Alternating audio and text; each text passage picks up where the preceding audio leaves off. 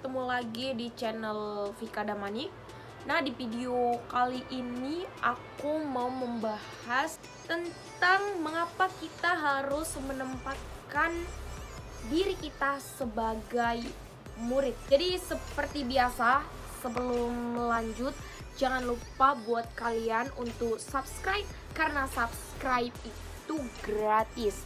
Oke, kemarin aku juga udah pernah review buku. Ini dia, Mendidik Anak Tanpa Marah. Ini tulisan karya dari dosen aku sendiri, Muhammad Syafi'i Syaragi MA. Nah, jadi di sini aku langsung buka di halaman 170. Di sini tuh poinnya, garis besarnya adalah menempatkan diri sebagai murid. Jadi kenapa kita harus menempatkan diri kita sebagai murid? Kita sebagai pendidik, kita sebagai guru, mengapa kita harus menempatkan diri kita itu sebagai murid? Adalah sebabnya supaya kita tahu faktor-faktor apa aja yang membuat anak, siswa, peserta didik itu melakukan kesalahan. Jadi kita juga sebagai guru harus paham dan harus mengerti bagaimana menempatkan diri kita tuh sebagai murid. Dan dari situ guru juga akan memiliki penguasaan, wawasan yang luas mengenai bagaimana menyikapi siswa dengan tenang gitu. Karena sebab kan kita dulu itu juga sebelum jadi guru, kita itu juga siswa. Kita harus menempatkan diri kita itu sebagai murid.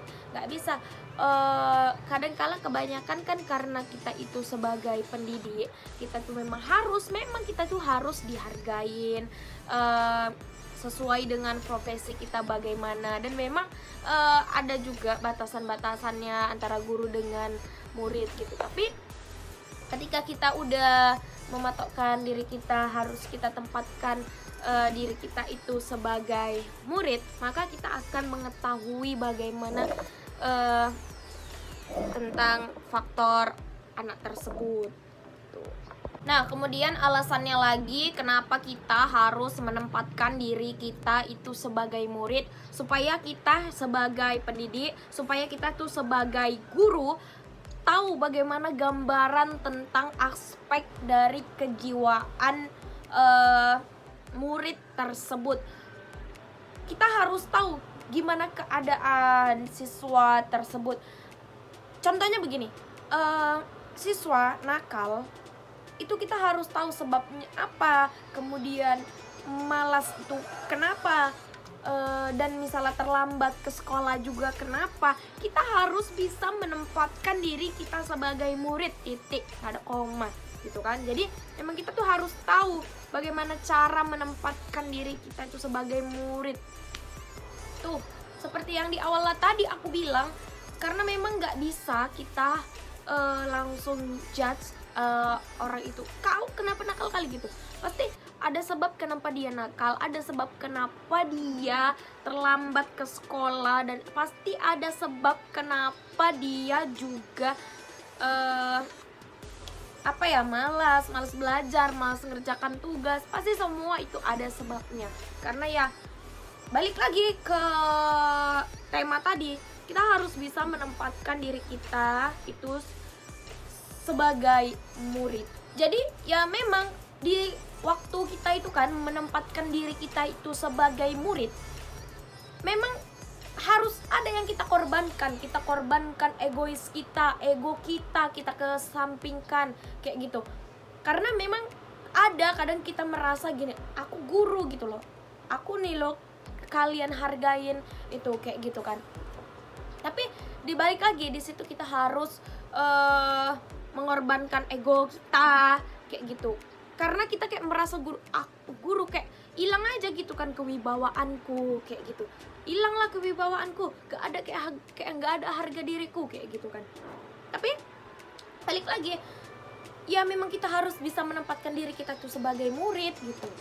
Supaya itu tadi balik kita tahu faktor-faktor apa saja yang menyebabkan anak tersebut jadi malas belajar, malas ke sekolah, pokoknya males lah itu. Pokoknya tentang sekolah itu dia males gitu kayak gitu. Jadi ya balik kita harus bisa mengorbankan egois kita. Aku memang sebelum aku baca buku ini dan baca buku juga yang lain tentang bagaimana cara mendidik anak itu untuk guru, memang setiap ada anak yang kayak, kau kenapa nih nakal kali tuh, apa ya, bawaannya tuh kayak marah gitu ya. Kayak sekarang kayak lebih ya udahlah tenang gitu, marah-marah pun buat kepalaku sendiri pening gitu kan, pusing gitu. Jadi kayak yang kalau ada yang malas belajar, udah aku panggil pelan-pelan gitu. Gak pakai nada tinggi itu bukan berarti nggak marah gitu. Ada kayak yang aku dibela Bu Vika gitu, enggak, bukan membela gitu kan. Panggil, tanyain kenapa gitu. Ternyata ada sebagian yang karena broken home gitu kan, orang tuanya berpisah, kurang mendapatkan perhatian orang tua gitu. Ada berbagai macam, dan itu pun terjadi juga bukan hanya di satu sekolah, pasti di sekolah manapun ada gitu. Anak itu cabut kenapa, faktornya itu apa, ya kita harus bisa menempatkan diri kita itu sebagai murid itu bagaimana tuh kayak gitu. Ya harus ada memang yang dikorbankan egois kita, korbankan kita kewibawaan kita sebagai guru, kita korbankan itu kayak gitu. Ya harus ada memang yang dikorbankan. Terus caranya lagi, bagaimana cara kita untuk menempatkan diri kita itu sebagai murid. Ya kita itu sebagai pendidik, sebagai guru, kita harus bisa menjadi sahabat mereka tuh kayak gitu. Jadi kawan lah, kayak mana kita berkawan sama kawan-kawan kita dulu waktu kawan-kawan jalan-jalan, kawan-kawan cerita itu gitu kan.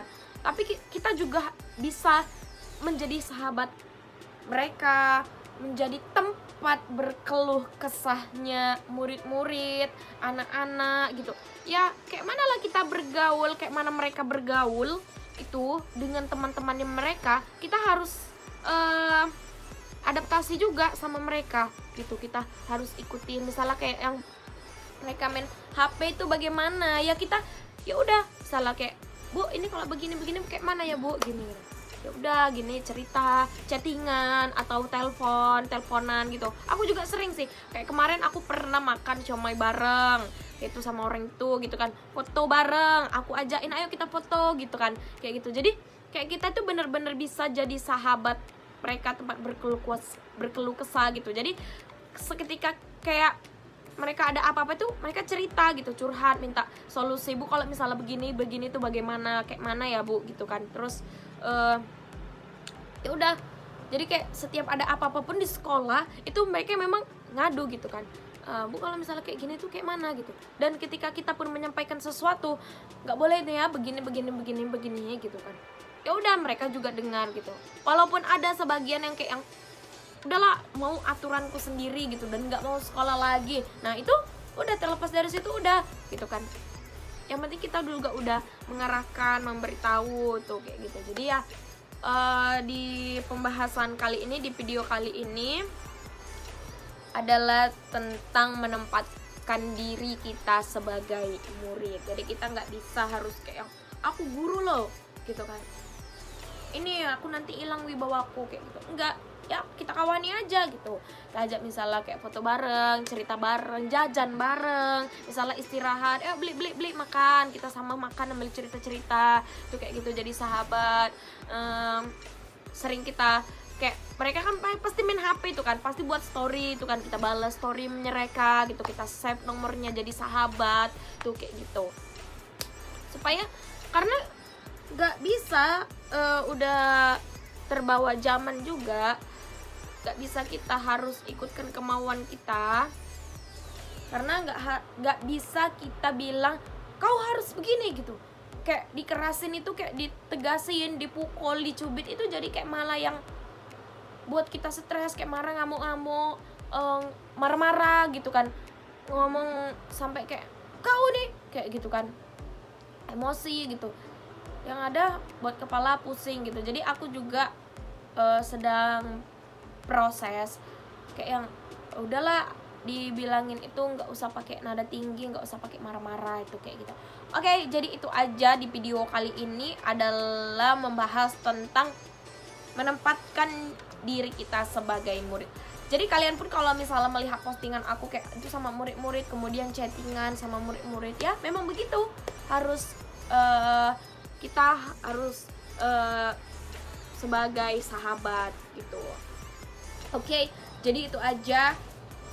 Sekali lagi jangan lupa buat kalian untuk subscribe guys, karena subscribe itu gratis. Oke, itu aja. Assalamualaikum warahmatullahi wabarakatuh.